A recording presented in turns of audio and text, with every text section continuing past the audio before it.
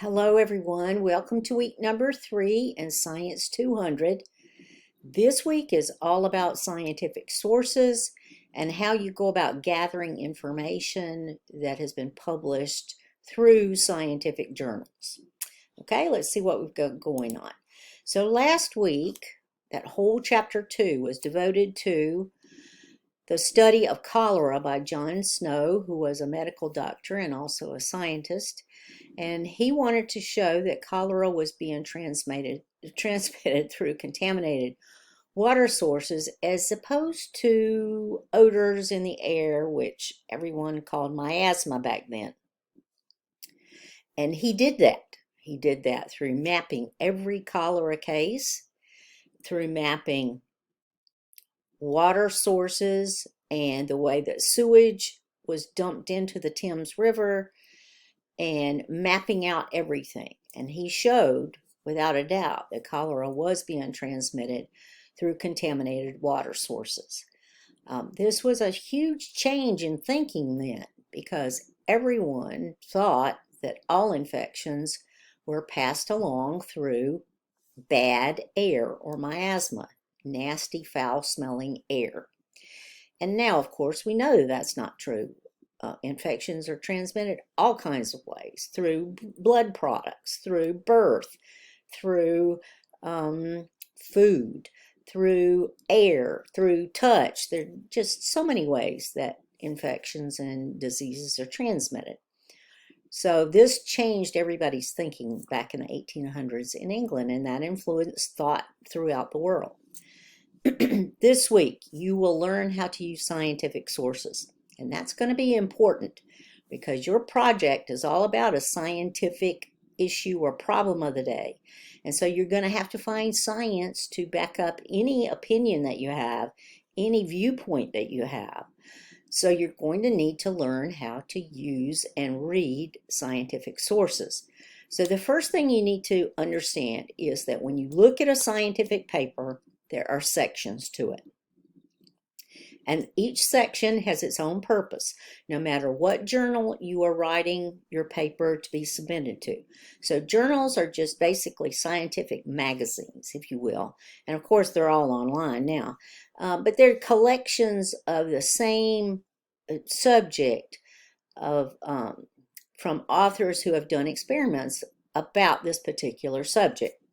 So what are the sections to a scientific paper? The first and most important section is the abstract, because the abstract is basically a summary of everything that's contained in that article.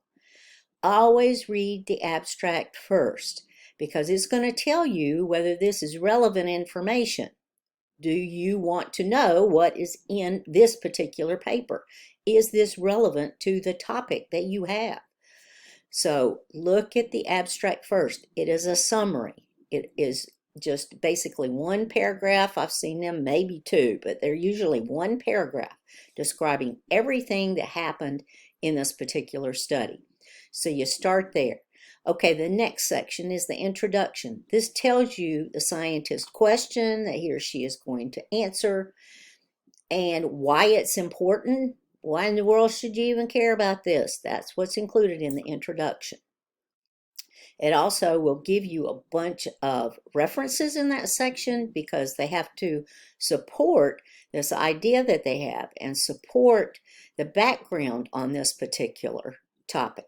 So then you have the methods section. This is how you did the experiment. Now, y'all probably won't be interested in that, but other scientists are very interested in the methods section because they want to know how you did the experiment. How was this experimentation done? Then the next section is the results section. So now you've collected all of your data and you have to present it in a way. You never present raw data. You always gather it and compile it and put it in a form where it is easily viewed and understood. So this is going to be tables, usually graphs. Graphs are terribly important in science because it gives you a picture of what the data did. So you're looking at that, and there will be some commentary about, look at what's important in this graph. You will point that out in the caption of each graph, table, whatever it is. So that's the results section. Then you have the discussion section, terribly important section, because this tells you what everything means. It's an explanation of what happened in the study, what the results mean, of course, to this particular scientist or group of scientists, but what it means, how it's explained, what's the scientific phenomena that are going on in this study. And then sometimes you'll have a conclusion section. A lot of the time in science, you don't have a conclusion section. But anyway, because a lot of this is usually included in the discussion, but a conclusion section could be, what do you see in the future for this type of study? What other questions does this bring up? What other experiments do you expect need to be done for this particular topic? So you have a conclusion section, and then there's always a reference section, and this is very important.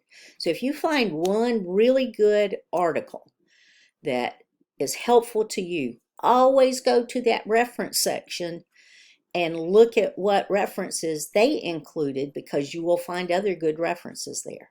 Okay, so don't neglect the reference section.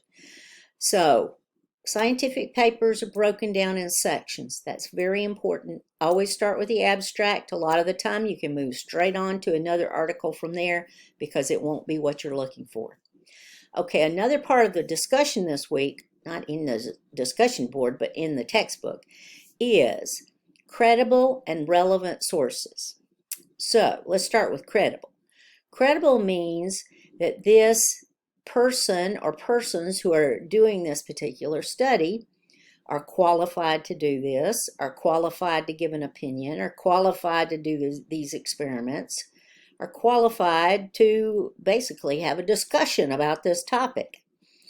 So what do? You look at the credentials of this person. Where do they work? Where is this being published from?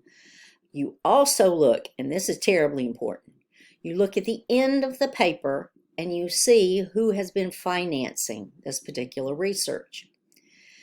Because everybody knows that money talks. I mean, that's just the way of the world, isn't it? So you have to look at who supported and paid for the research, because research can be clouded and I don't know how to put this, but just shaped in a way to help whoever it is who has provided funding for this research. Okay, so be sure and look at that. It's terribly important. And also you want to know if your source is relevant. So relevant means whether it is going to be helpful to you in your particular project, issue, whatever it is that you're interested in. Is this giving you information that you need for what you are doing? That's relevancy. So be sure to be looking for that, credibility and relevancy. All right, you're going to find 3 good sources for your topic. These are not just opinion websites. No. You need to go look for scientific sources. Use the Shapiro library for this. I will also give you a couple of other databases that you can look at to help you with this. But the Shapiro library has full text articles, which is very good, because the other 2 databases that I'm going to give you maybe only have the abstract. Sometimes they will have full text articles. But use the Shapiro library because you can find good scientific sources that way. Please don't just use websites that are full of opinions. I get this a lot, especially with the topic of GMOs. Oh my goodness. There's so many people out there that have so many opinions about genetically modified organisms. And there are so many bad websites about this that have nothing to do with science, that have no backing whatsoever. They are just opinions. So please don't use those. Please use scientific sources that have data that support whatever it is, the information that's in the source. You're going to find 3 good sources and you're going to evaluate them through the textbook. Okay, that will be your main job this week. Plagiarism issues, I want to bring that up because now you're starting to find sources. So make sure whenever you are writing and including information from someone else that you give them credit. You give them credit in the text, okay? So even if you paraphrase whatever was said, even if you just use a statistic, you have to support that in the text with a citation. And then you're going to have a reference page also, no matter what it is that you're writing. If you have used sources, then you have to give those sources credit. So be aware of this, because I will be looking for it. You are using sources this term, so you have to give these sources credit. And I probably will be talking about this some more, just so you know. You have discussion board postings this week. So in week 3, 6, and 8, which will be coming up, you have discussion board postings. What was your biggest challenge in finding your sources and analyzing your scientific sources? Now, I will tell you, number one, and this is true for me too, the language that is used sometimes is very difficult in scientific sources, because this is a specialty, this is a special field, and it has its own language. And if that is not your field, if I were to read a paper on mycology, which is the study of fungi, I know some things about fungi. Do I know everything? No, I don't. And so I'm going to have some difficulty with the jargon, scientific jargon, having to do with that scientific source. You're going to come across that. So that's definitely going to be one of your challenges. What are you going to have to do? You're going to have to use a dictionary. You're going to have to use Google to look up terms, because you're not going to know what they are. And that's true for me too. So don't feel bad. Don't think, there's something wrong with you. That's not your specialty. But it is the specialty of the people who are writing the journal article.